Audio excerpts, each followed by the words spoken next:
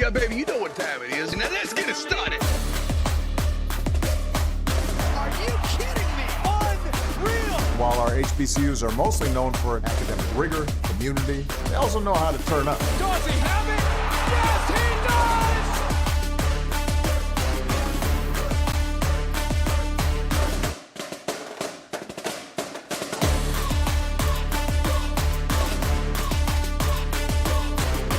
And that might be the knockout punch.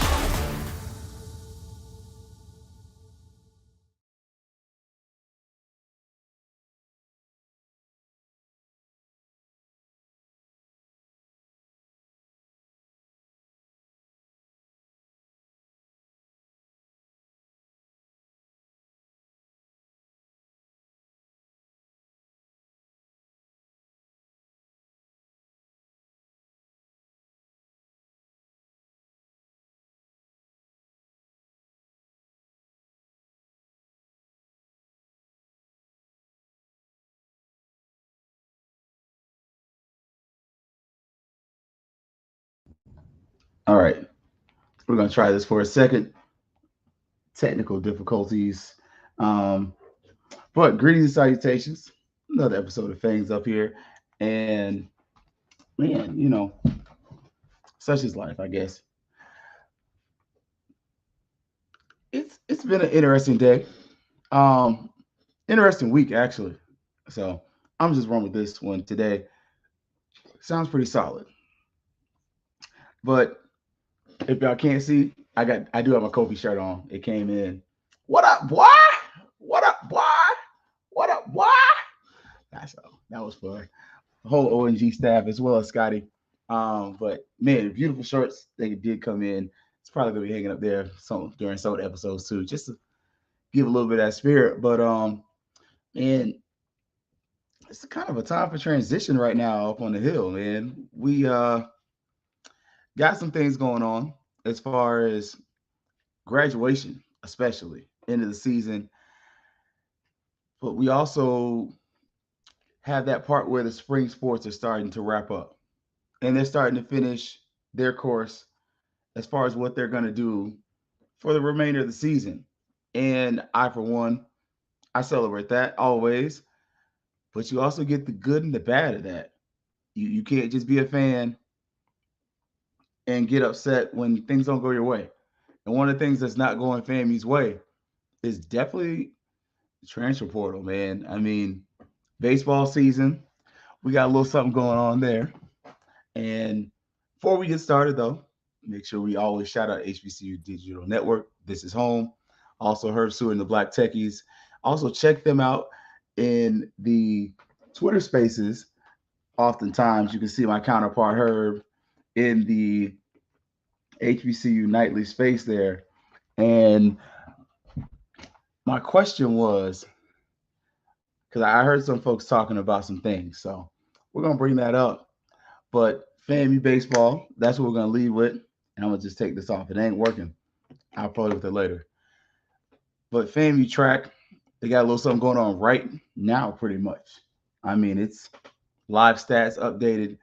I did check most of them up there for the decathlon as well as the heptathlon, which we don't have any athletes in either. We do have a student in the hammer throw. Yeah. And we also have, let me see, check this pole vault out. Yeah. And so look, that's live right now. So pole vault. Ooh, okay. Up now. Kiara Ivy. So she's literally up right this second. Okay, come on, baby. Let's win. Let's win. Like, I'm sorry. Try not to be a fan for a minute. But yeah, we're gonna look at that. FAMU tennis, we're gonna talk about that. Got UGA coming up. Hope we beat them dogs. Also, man, FAMU football. We got a little something. Our best athlete, again, best defensive end in the transfer portal. Give you my opinion on that. And I'm going to delve into this a little bit. I'm probably going to finish it on Sunday just to give it a little more time. But we're talking about these HBCUs leaving the conference and leaving as a group, especially if you're in the HBCU nightly space. You'll hear that a lot. And I'll give them that credit. I contend, though, that's not a bad strategy. But one of the things that was brought up was part of the reason that FAMU failed going FBS was because we did it by ourselves. Not quite. There's other reasons. So, but FAMU baseball's got a game, and we got Jackson State starting tomorrow, Saturday, and Sunday. And these are must-win games as far as just in the conference race. Now, if you were to pull it up and look, let's see, SWAC.org, they do a decent job. I'll give them their credit. We don't have a network, but we have a decent website. Like it's pretty solid. I can't even take that away from them, and I can't be that petty in this moment. Like I'm just gonna be honest about that. They do a decent job. Now, when you come over here to baseball. Sorry, softball's right there. We're in second place, and Jackson State is a couple spaces below us. It's a chance to pick up a win, much needed win. Not going to necessarily get you to first place, but we're holding second in the division. Looks like third in the conference. Much needed win, and it's important for seeding. That's going to be something that is really going to carry the day and be something that's very important going forward. And hopefully we get that. I want to win. I don't know a nice way of saying it, but I want to win. I want to be more than the conference champions. But let's get our first conference championship in men's sports. The women have been carrying the day for FAMU athletics. Time for the men to carry a little bit of that weight. Just going to say it like that. Now, as far as softball goes, we got an important match, and I'll give it to the good brothers of OSG because I had the same questions. Like, all right, are we going to make the tournament? Are we not? Because end of the season, man, that was butt cheeks. So we have May the 7th. Looks like a 12 o'clock p.m. versus Alabama A&M up there. Loser misses the conference tournament. I want to say championship because look, I done got a little used to our ladies winning these championships. I done got spoiled. But yeah, I mean, the season kind of went awry quick for the softball team. Like, we had a losing streak at the wrong time, and it's really kicking our butts and kind of costing us right now. So hopefully we can get in there because you want to make the tournament just to be there. Like, that's just kind of a stamp on your program. Even if it's our third year here, you need that. Like, you need to be in there making those things happen. Like, we lost three of our last three series. And now it's coming back to bite you in the butt. Got to get that win. But we got a first-year coach. And if that's something that is going to really make you angry, it's okay. But it's her first year as the head. Not saying that she's not capable. And I'm not making excuses. What I'm saying is her first year as a head softball coach at a Division I university. And she had a good season. Like, last season was pretty solid too. But I'm looking at 19 wins, 22 losses this year. Last year, let me see what we got. Look, I'll go back. What we had, 18 and 31. So similar, not the same. So, I mean, it's okay. We got one game better. And honestly, I'm okay with that for now. I'm looking for something closer to 500 next year. That's just me and my bias. But again, I'm a realist about this program and where it's at. I'm not going to sit up here and sell you some fanatical bull junk. I'm going to be real with you at all times. Now, when it comes to track, like I told y'all, it's going on right now. You can check on the SWAC website. And so I really don't have anything to share because it's happening right now, like as actively as I'm talking. So I'm looking forward to that.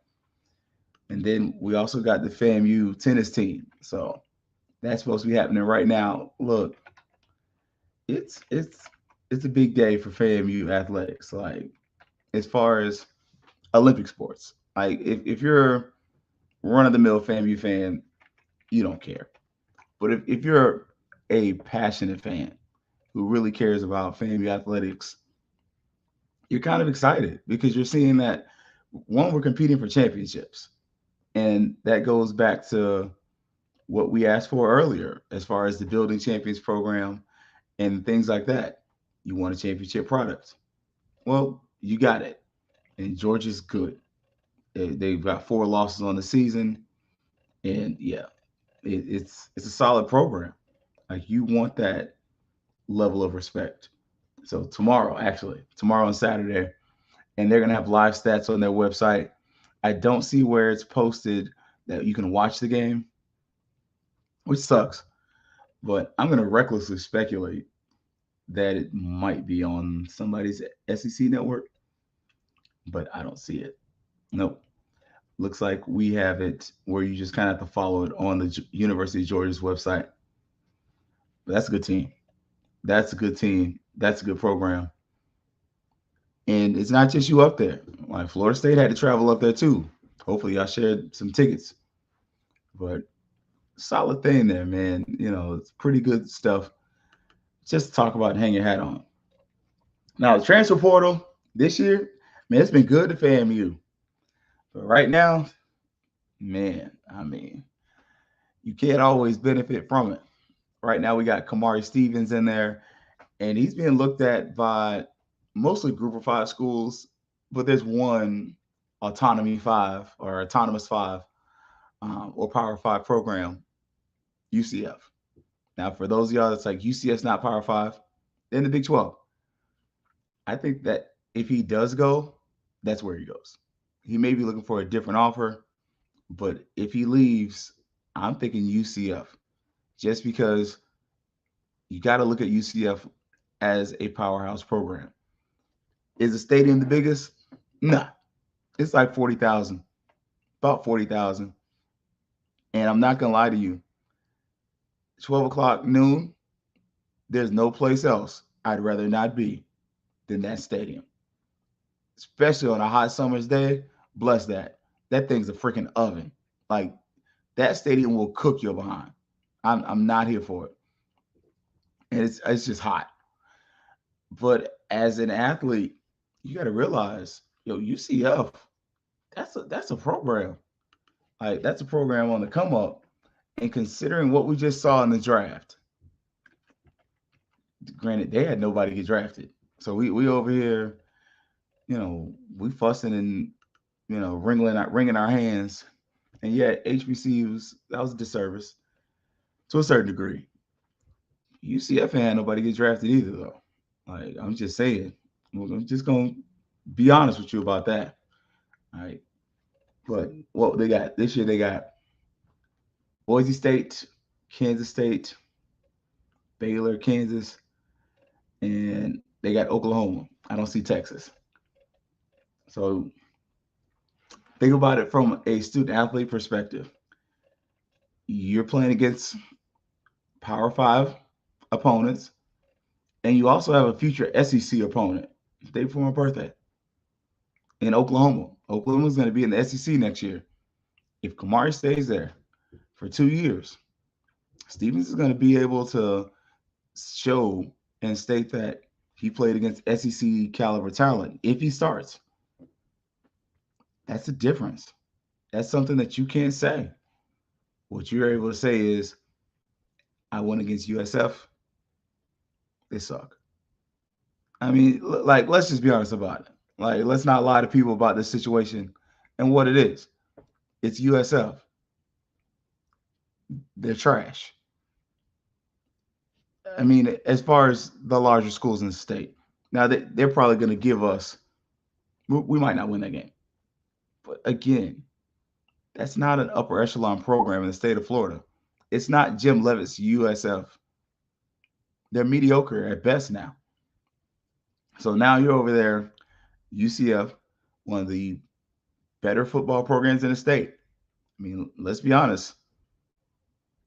UCF's probably top 3. Before you get too mad at them, Like, let's be real. Last time they went head to head, one of the big three, I was there. They won. Granted, yeah, it was a bowl game. Yeah, they had that dude, the quarterback, and Anthony Richardson should have played if he was able to play. But they still beat the Gators. Head to head, UCF won. Don't let my wife hear you say that. Hear me again. I said, hear you say that. I didn't say it. I was there though. But that being stated, it's just one of the hazards of doing business. UCF beat UF head to head. And honestly, if they had played Florida State that season, Florida State probably got that work too. They're probably the fourth best team in the state right now. I'm not a Plumlee guy. So you're talking about you're going from the best FCS program in the state of Florida to number 3 or 4 best football program in the state of Florida.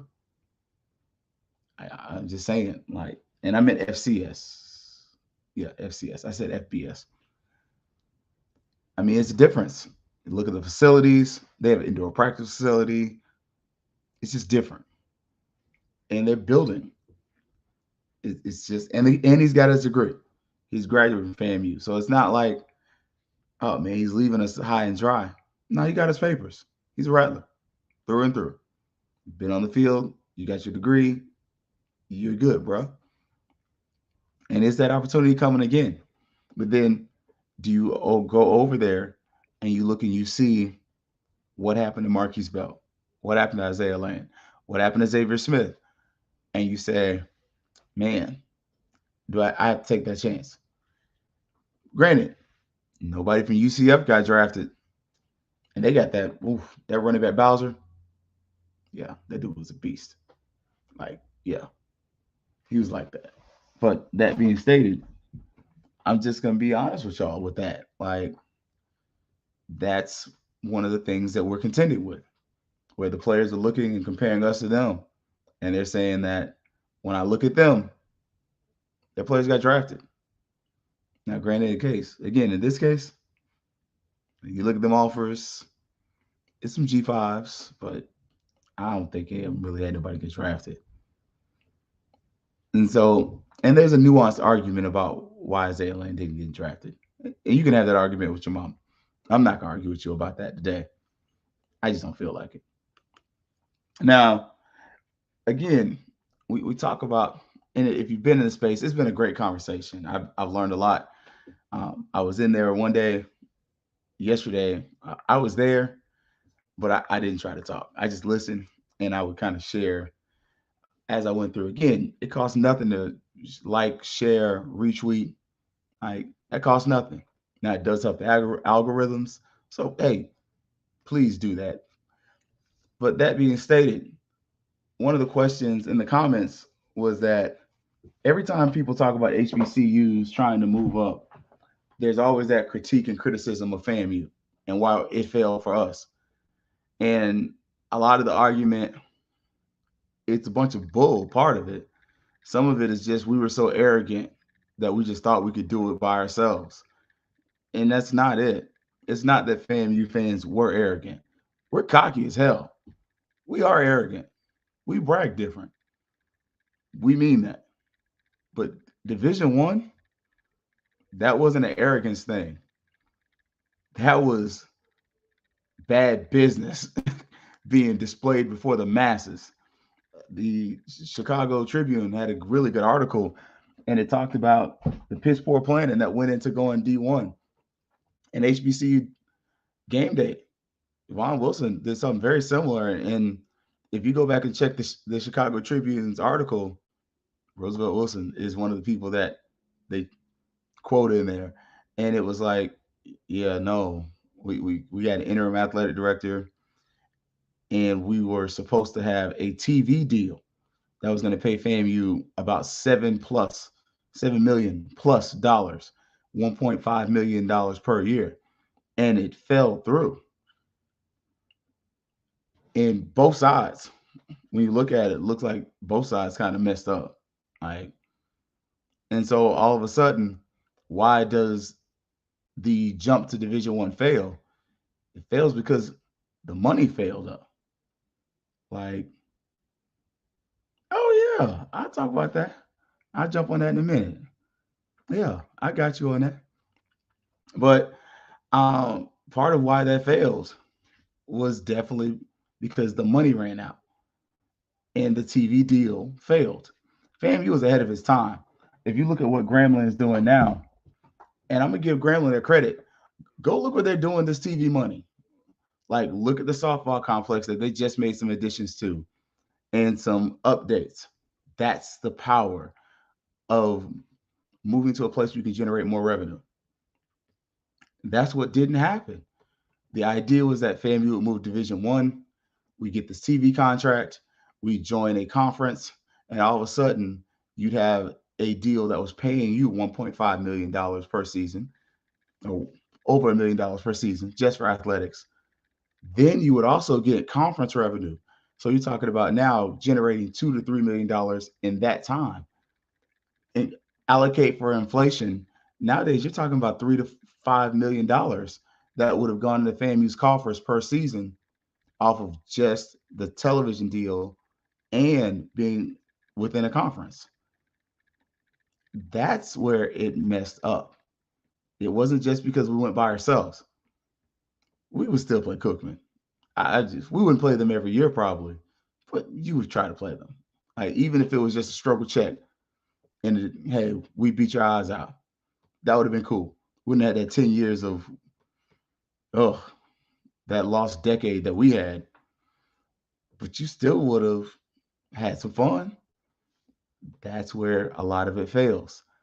And part of what we're looking at now is our student athletes aren't getting the same opportunities because honestly, these teams are drafting based on logos. Some of it is, yeah, they go to the scouts, they do visit, they do that. But I'm telling you, I can understand for those who had an issue with my boy, Land. But Xavier Smith, I don't know, man. I'm just saying, like, I'm still waiting on y'all to give Kendall a call to even like try out. I'm just saying, like, I'm BJ. I said Kendall. Sorry, I'm already getting ready for next season. So it was just kind of frustrating, and what's really frustrating is chair. I'm not gonna lie to y'all, my chair is acting stupid today. Now I did get a question, and question is, can you talk about fan spirit during games? The fans seem so dead compared to prior to the mid 2000s. What do you think can be done? And I'll leave that up there. Honestly, I think one of the things, and I'm gonna blame this guy because he is doing the Lord's work. DJ Loose Kid is like that. Like, and when I'm saying blame, some of y'all gonna take it the wrong way. That dude is creating a vibe. Like, he is part of the reason that it's so exciting. Like, and when you go to the FAMU games, especially the non-homecoming games, it ain't the same. And some of it is just because the attendance is different. Like, you gotta, we're going to what, our second, really third season of consistent good football.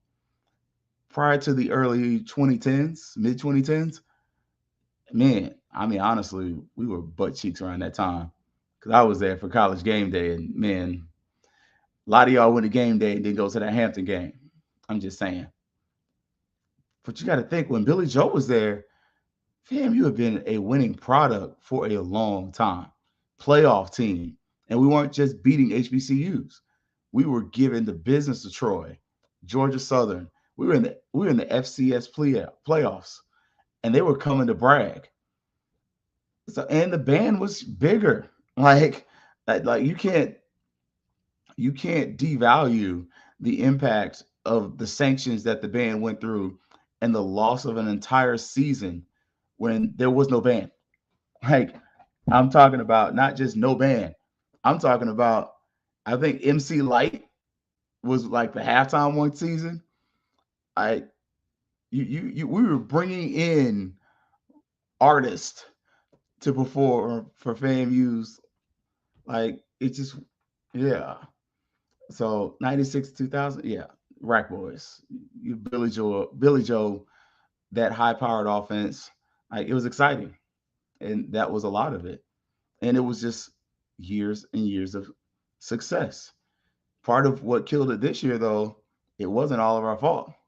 You had one year, not 1 year, excuse me, one game, they darn near canceled it. Remember, we had that weather event. I didn't go to the game. I want to say that was that the Valley game where the weather was like, yo, it's pretty bad. We might have to call the game. And they still had the game, but the attendance was a fraction of what it could have been. Now the Southern game was legit, but they didn't bring the band this year. And for all of y'all students, you missed a treat. I'm not gonna lie to you.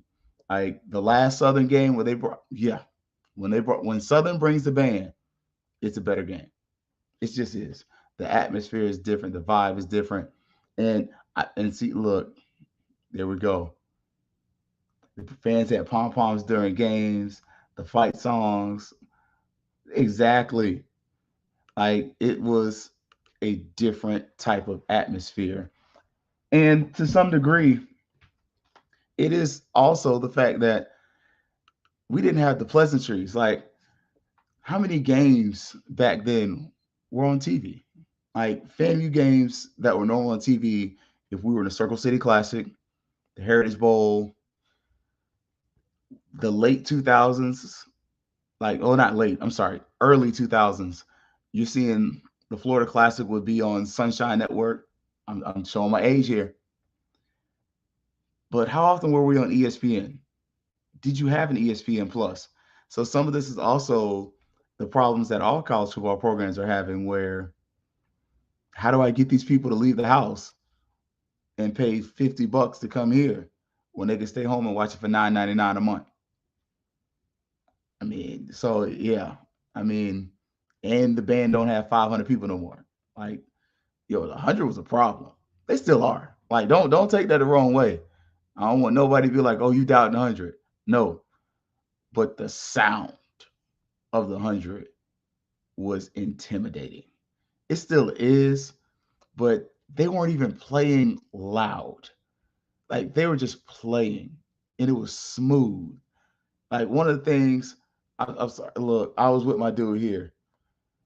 When you over there, wah, wah, I hate it. I hate that crankage. I'm sorry. I'm not gonna sit up here and watch your band going wah, wah. I don't want to hear that. Like no. Like every time y'all got to take a deep breath and just blow as hard as you want to. What the heck are you doing? Like what is that? What do they do that at? Like no, the music should sound nice, consistent, controlled, and that was part of the effect, especially having a 400 or 500 piece band. Like exactly, just the presence of the 100 was intimidating. I remember we went to Southern for a game, and it was just like, oh snap, the 100's here. Like it was good. The 100 was there. We went to the game in Birmingham against Southern. A lot of my FAMU traveling games are against Southern and Tennessee State. It was different. Like anybody who went to the Atlanta Classic can tell you, Tennessee State's band would be tiny, and they would be playing hard, and the 100 was just like, no, if we don't want to hear you, we'll blow you out. And it wasn't, and that's not even a slight at their band. That's just how big the 100 was. And you had all those different people, and it just gave a different vibe and a different atmosphere. But Bragg was also bigger. We got to remember, Bragg has faced a capacity reduction. So you're talking about, yeah, it's only like 5,000, but that's a difference. The uniform was intimidating. For me, it was all green. That all green, like go back and play like the old NCAA games to get FAMU. Like that all green was tight. I like the orange that had the little, the little thing around the neck. Go back and look at some of Quinn Gray's old like videos and pictures. And yeah, those are some of my favorite FAMU uniforms. Like I saw somebody have one, and I was like, man, I want one of those so bad. Like I'm pulling up real quick. Like, yeah, I found an image of it. Like, yeah. Let me see if I can share it with y'all. And that was this is unplanned, so that's why it's like so unscripted. But yeah, like right here, like I like that one with the big MEAC patch on it. But this one right here, that's my favorite, and that's my favorite FAMU helmet too. Like, don't get me wrong, I like the new snake, but something about that snake with the FAMU on it, like I would love to have that as a throwback. Now I ain't gonna lie, I used to hate this. I used to hate when we go out there with no logos. I was like, come on, man. But something about that Rattler helmet, my favorite, with the stickers, it's just it add a certain je ne sais quoi to the uniforms. And then, like, I don't know if y'all were nerdy like me. Like, my mom bought me a little football helmet, but you could buy the little FAMU stickers at like some of the grocery stores, Walmarts, places like that. And you put it on like, yeah, I'm one of the football players. Again, y'all, I'm one of them. But that's part of what happened, man. And I think going forward, the way to get it back, that's the other side of your question. The way to get it back, one, you got to do a better job of student engagement. I think as far as giving away student tickets, we do a trash job of that. Like, we don't do a good job of giving giving away the student tickets. Like, I remember when I was there, as many students showed up, that's how many were there. Like, if you had 10,000 students, you had 10,000 students. If you had three, you had three. And I think that's part of the appeal. And that's something that we definitely have to remind the students that your student fees are paying for your football season tickets. Now, I get, some games, you got to limit that. Homecoming is homecoming. I can't have no every student, because some of y'all just registering for classes so you can come to homecoming. But at the same point, for all the other games, especially you playing like a Valley, a Pine Bluff, or somebody like that, man, let every student come through, because we're not going to sell that out. And it's a different feel, it's a different vibe. And I think another way to fix that is to have some incentive programs for the students. Have something where if they come to games, they get something. If you come to every football game, you get a certain type of thing or whatever, some type of engagement activity, something that is free at the door that the students can get. I think that's going to improve some of the buy-in, because that's not something that is uncommon. Look, I like this. If the student is half empty, can they have a night for Leon County students get free tickets? I mean, we've seen that. We've seen where we've had like Parents' Day, and the schools, from what I remember, when I was in high school and middle school, the schools have so many tickets. You go to your school, you buy tickets from, Lincoln or Charles or whatever high school you went to. It's an idea, and I think it's a good one. I think we continue to have the Family and Friends Day, but I'm thinking that's a way to get in. Just saying. And then another thing is continue to build those partnerships with your community organizations. I mean, we saw where Hungry Howie's sponsored Isaiah Land. What if Hungry Howie's has some type of thing where you buy pizza, you get a discount on tickets? If FAMU wins, why can't we do something like Papa John's does? I mean, I'm a Tampa Bay Rays fan. I'm a Miami Heat fan. When the Miami Heat win basketball games, you get a discount at Papa John's. When the Tampa Bay Rays do a certain thing, the code is Ray6, you get a discount on your pizza. And I think that would rebuild the community fan base, because there's buy-in. Because now the people are watching the games, sometimes they're going to them. And then that also helps you with the business partnerships. Whoever is doing your pizza in the stadium. Growing up, We had Pizza Hut. You could go up there, get a personal pan pizza, sit there, watch the game with your parents. You paid $5-6 for it. It wasn't worth it, but you were good. And I think that's something that we could get back. Also, again, you got to play on that fifth quarter, especially within the SWAC. You're in a band conference. It's not like we're in the MEAC, and the only team coming to town with a band was really South Carolina State. Like Howard would bring their band every once in a while. I think Norfolk came once or twice. Otherwise, the motherfuckers ain't bring no bands. In the SWAC, look, Alabama State will bring the band. That's a 3-hour ride, if that. Yeah, they're coming. Like we saw where honestly Texas Southern brought the band a few years ago.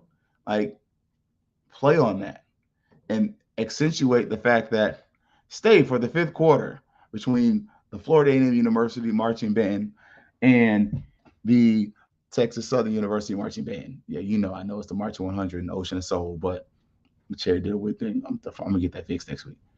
But those are some of the things that you have to do because then you get those band heads coming. There's some people that come to the game just to watch the bands. Some of y'all will sit up there and literally watch a clip of the band on YouTube. And I promise you, I kid you not, the videos that have gotten the most clicks and the most likes on the FQ FAMU and Fangs Up Twitter page are probably band videos. Like outside of like that UNC game, the band videos, I can put a band video up that I guarantee 100 people are gonna like it, and it's gonna get retweeted, and I'm gonna get comments. Like I'm just saying, that's the thing. That's the things you have to play on, and those are the things you have to use. Do you have to maybe move the game up an hour or so? You got to work with the SWAC to do that. But those are the things you need to do. And then even the day before, like we saw, I think when Southern came, we did this. I may be mistaken, or Tennessee State. But we had a battle of the bands. It was in Gaither, and Gaither was packed. Like it was no room, and the bands are living there, sitting right across from each other, just blowing at each other, and folks paid. That's something that you can do. Let that help offset the cost of bringing the band and the universities to FAMU, but make that something where, hey, conference wide, encourage the other bands to do that because that brings people onto campus. And that's something you don't live stream. Like, don't live stream that. Like, if you're going to live stream, put it behind a paywall. Put that behind a paywall on the FAMU Athletics page or any FAMU page, the Marching 100 page. And if you put that behind a paywall, I guarantee you somebody's going to pay $5 to watch it. It sounds stupid, but how many people sit up here and watch YouTube videos of the Marching 100 over and over again and we get none of the ad revenue? Like, those are the type of things you got to have go on, because when you go to Florida State, they bring artists. Why? Because I'm not staying after that. I'm not staying after the game to watch the Chiefs. No disrespect to anybody. And I know some people that were in the Chiefs. I'm not going to do it. I'm not sure they still have band day. I don't think we do anymore. We used to for like homecoming. Like you would have bands come from all over. And pregame, all the bands were on the field with 100. And most of those bands, directors were FAMU alumni. Hey, but that was money. Those kids paid to get there. It's like, I think that's something though, band day. And then when you had band day, normally you would advertise band camp. Then Joe Bullock get up there and talk something greasy about the band. Like, oh yeah, you notice, I'm picking on you, Alabama A&M. Notice they left their band at home. FAMU summer band camp is this date to that date. Again, it's recruitment. It gets people in the seats. You give the students a discounted ticket. And I think for that, hey, have the students come up. You bring your band, $5 for all those kids in the band. I mean, it sounds dumb, but you got a 100-piece band and they performed. So it ain't like they just showed up and did nothing. If those seats were empty anyway, might as well make some money off of them. Like, that's just, those are some of the things that I think we should do and continue to try to avoid sharing game weekends with Florida State. Like, I'm sorry, I'm a Florida State fan. And I've gotten to the point in my fandom where I'll watch FAMU first. If I miss the Florida State game, I'll catch on the ACC network. I promise you, I haven't been to a Florida State game. It's been a while. I think the last Florida State football game I went to was the Florida State Georgia Tech game, maybe. And I'm talking about Florida State Georgia Tech when Jimbo was there in Atlanta. I was there when they ran into the end zone and beat Florida State. Nice fans those Georgia Tech people were, but just being honest, that's the last Florida State football game I went to. I've been to Florida State baseball games since I've been to a Florida State football game. And a lot of times some of it you can't help. The weekends conflict. Like this year, the OBC and the opening game against LSU are the same day. I'm going to OBC. Even though Florida State LSU is I could drive. I can go after work. I'm going to Miami to support my Rattlers. Like, I'm a FAMU. But at the same point, you got to kind of have that mindset and that idea that how do we transition to filling up Bragg? Like, I love the idea, the youth days, because in the past we've kind of been like, hey, churches and everything else. A lot of these kids don't go to church. They just don't. But if you involve the community and you get the students to a couple games, especially early in the season, like I think in the dog days of, oh God, it's hot in Tallahassee and you have your first home game, I don't know if Tallahassee's got Kona ice or not, but find somebody who sells snow cones, Italian ice, or shaved ice. Sit them somewhere under the stadium on both sides and watch the money roll in. And do that on a day when you invite the kids to come in. Maybe not the home opener, but not far off, so that you can, hey, get season tickets for this price. Because all of a sudden, the students and the children have come to a FAMU game. They've gotten the FAMU experience. Now they got a little bit of that orange and green in their system, and they know. And honestly, if your child is like mine, my child would go to any sporting event just to eat. My child would literally go to a Tampa Bay Rays baseball game right now just to eat some hot dogs. My child will tell you, we trash the Magic in our house. Well, her and I do. The boy's sympathetic. My wife, she supports the local team. I'm a Miami Heat fan. Been a Miami Heat fan since 1996. I ain't going back. Not leaving my team. They got championships. So, yeah. My daughter will go to an Orlando Magic game, talk greasy about them for 4 quarters, and hit that concession stand. Hates the Magic. It's petty. But she will sit up there for 4 quarters and get food. She wants to go to the game. My child's not the only one like that. And that's how we get them in. Because I just told y'all, growing up, we used to have Pizza Hut. Oh, okay. Get a personal pan pizza, sit up there, watch the game. I'm good. 38. I still go to FAMU games. I mean, FAMU baseball was in Daytona. I was there. Cheering them on. Paid for a ticket. Didn't use them. No credentials to get in for free. Paid for the ticket. FAMU went to USF. Drove over there. Watched the girls play basketball. But that's because at a young age, I began watching FAMU athletics. I was on the hill. I was on campus. I saw the step shows, saw the Kappas, saw the Omegas, saw the Deltas, saw the AKAs. Like, oh, there's some pretty women over there. Man, those some fly dudes over there. I want to be like some of them guys. I want to go to this school. That's how you get it going. Because once they get older, they come back and they bring their kids. My parents brought me to FAMU football games until I got to college. And the only reason they didn't bring me when I got to college was I was a student. Hey, until I became a FAMU student, they were buying me a ticket. I was a student at TCC. I still had season tickets. Like, yep, I'm going to FAMU game. And once I graduated college, I started buying season tickets. Started buying tickets to go to some of the events, and I became a FAMU supporter. And I think, kind of like you're saying, in order for us to get Bragg back to that we do have to support our AD.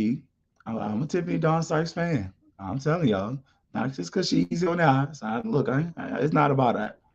It's because she's actually got a plan. And so far, I like what I'm seeing. Like I like the idea. I like the building of champions. I like the engagement. I like what she's got going on. And I feel like going forward, if we're going to win and succeed, we got to support her and the vision. And you're seeing that she's putting people in place to build this program. Because look, I'm gonna check this HBCU game day article out. Like I look, if y'all don't learn nothing about me, it ain't a competition in these HBCU streets.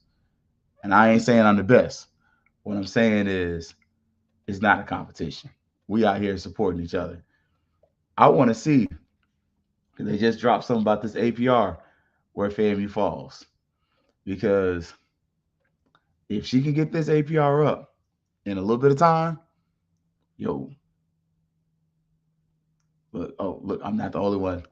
I'm gonna put you up there. I'm excited about her too. She has a transformative mind. Look at that. You can see it. You already see it. I guess Sister Girl don't mind asking for some donations. She already said, hey, I go to the 2020 club. I asked for this. Worst they can say is no, right? And I think some of it, as a fan base, we're so used to making excuses. Hey, I don't have enough. We're not doing enough. I think at a certain point, we've come to a place and the space where we don't have the same excuses anymore. Facilities, FAMU's got some of the best basketball facilities in the conference.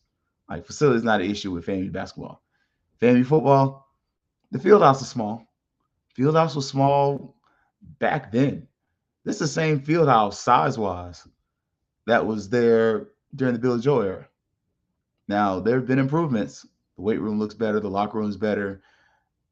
But it's the same field house. There ain't nothing changed. It's time. Nothing's changed. Softball complex looks a lot better. That's not the same softball field I played on when I was taking softball class and Coach Wiggins was coaching.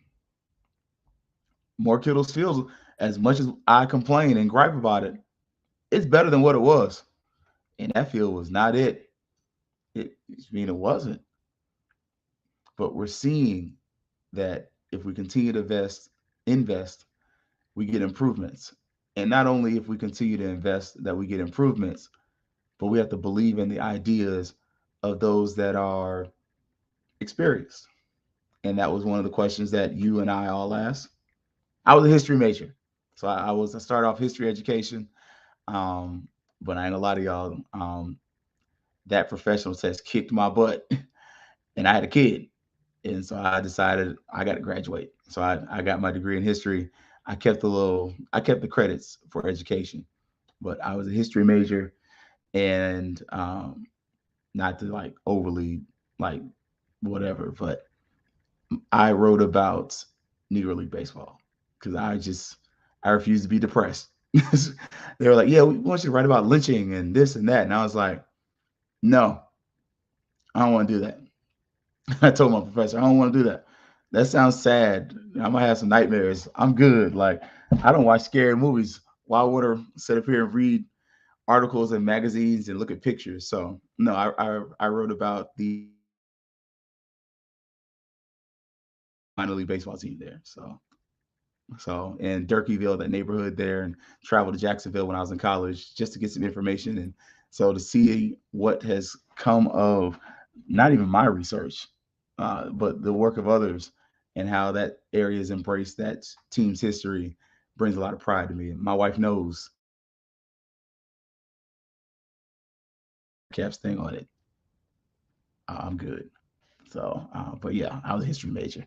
My mom was library science. My dad, and I don't remember. I think he's an education major. My dad was a teacher though. So yeah, but my aunt was a professor up there. Yeah, there's a whole lot of stuff. we got a nice little lineage with FAMU.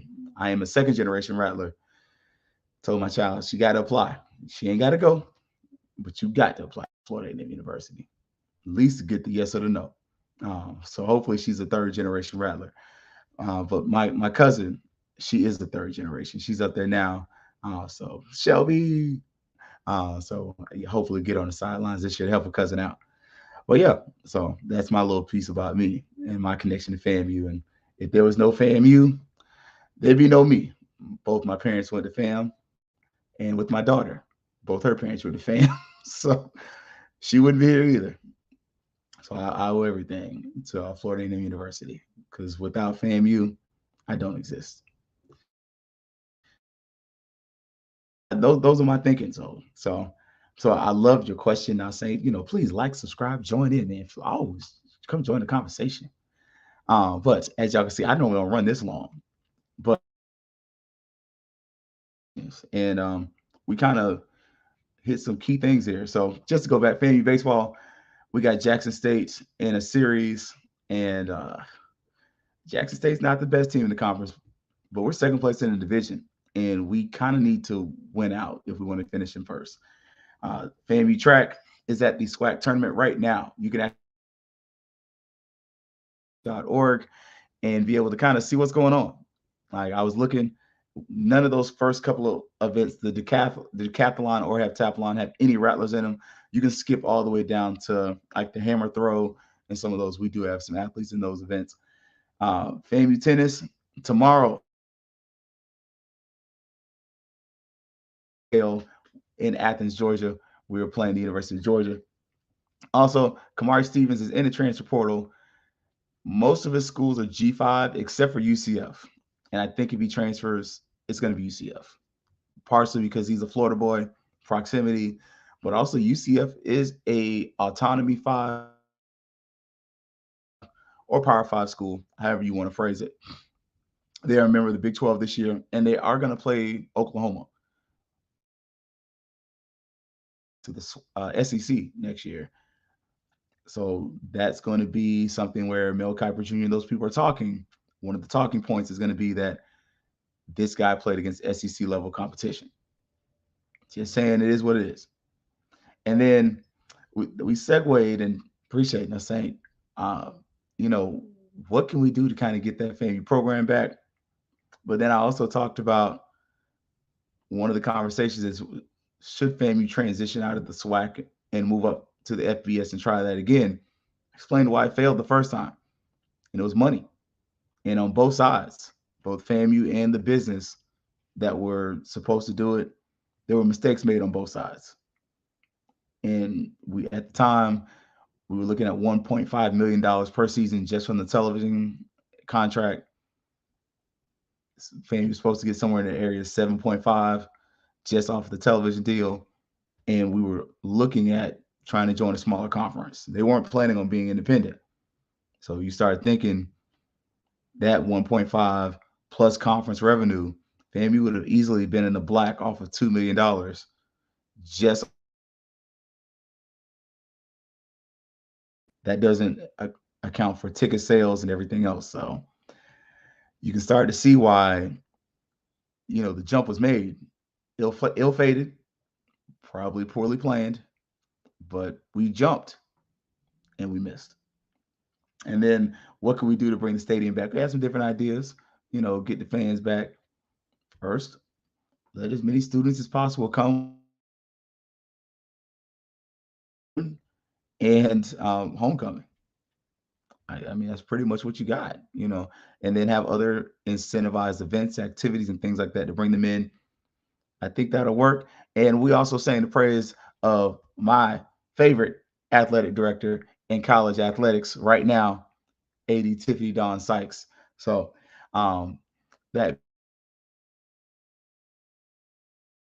big shout out to her, student of Black Techies, HBCU Digital. This is home.